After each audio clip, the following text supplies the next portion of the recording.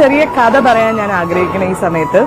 ഒരു വീട്, ആ വീട്ടില് ഒരു മല ആണ്. അവന്റെ ജനലിൽ നിന്ന് നോക്കുമ്പോൾ മലയാണ് കാണുന്നത്. അപ്പൊ ദൈവത്തോട് അവൻ പറയാണ്, ദൈവമേ, അത്രയും ദൈവത്തിന് ശക്തി ഉണ്ടെങ്കിൽ ഈ മല ഇപ്പുറത്തെ സൈഡിൽ നിന്ന് അപ്പുറത്തെ സൈഡാക്കാൻ പറ്റുമോ ചോദിക്കും. അപ്പൊ ദൈവം പറയും, എന്നെ നീ വിശ്വസിക്കുന്നുണ്ടെങ്കിൽ അതെനിക്ക് ചെയ്തു തരാൻ പറ്റുന്നു.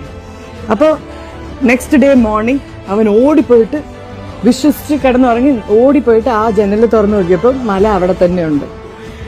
അപ്പൊ അവൻ ദൈവത്തിനെ വിളിച്ചിട്ട് പറഞ്ഞു, ദൈവമേ, മാറ്റിയിട്ടില്ല, ഞാൻ വിശ്വസിച്ചു.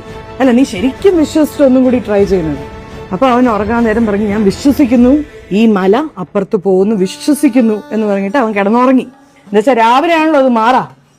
രാവിലെ അവൻ നേരത്തെ അലാമൊക്കെ വെച്ച് ചാടി എഴുന്നേറ്റ് ഓടിപ്പോയിട്ട് അവൻ ആ വിൻഡോ തുറന്നു നോക്കിയപ്പോൾ മല അവിടെ തന്നെ ഉണ്ട്. എന്നിട്ട് അവൻ പറഞ്ഞു, ദൈവത്തെ വിളിച്ചു, ദൈവമേ, ഇതുപോലെ ആൾക്കാരെ പറ്റിക്കരുത്, ഞാൻ എത്ര വിശ്വസിച്ചെന്നറിയും, എന്നിട്ട് മല മാറിയില്ല. അപ്പൊ ദൈവം ഒരേ ഒരു ക്വസ്റ്റ്യൻ ചോദിച്ചു, നീ അത്രയ്ക്ക് നിനക്ക് വിശ്വാസം ഉണ്ടായിരുന്നെങ്കിൽ നീ രാവിലെ എഴുന്നേറ്റിട്ട് ആ ജനലിലല്ലേ നോക്കേണ്ടിയിരുന്നത്, നീ എന്തിനാ ആ ജനലിലേക്ക് നോക്കിയത്?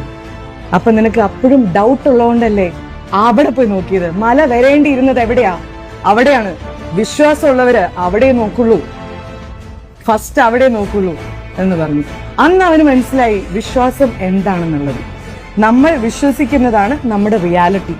നിങ്ങളുടെ ചിന്തകളാണ് നിങ്ങളുടെ റിയാലിറ്റി.